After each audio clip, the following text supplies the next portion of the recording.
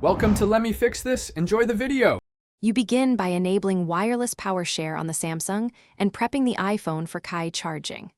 Unlock the Samsung, pull down Quick Settings, and tap the power share icon. Once active, the phone's back becomes a wireless pad.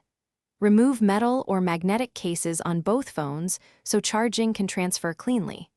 Place the iPhone face up on the Samsung's back near the camera center and hold steady. This initial alignment is critical because coil overlap determines charging efficiency and prevents disconnects.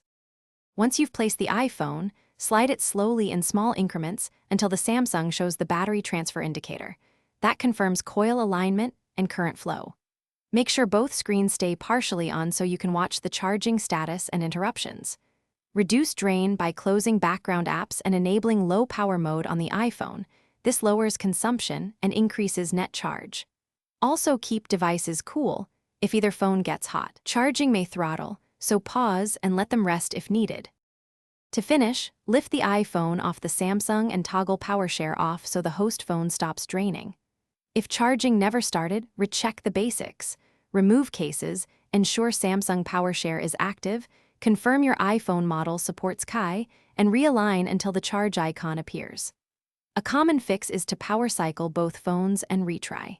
If charging is extremely slow or unstable, stop. Use a wired connection or a certified Qi pad. Reverse charging is convenient but typically slower than direct wired charging. Thanks for watching. If you found this helpful, don't forget to like and subscribe.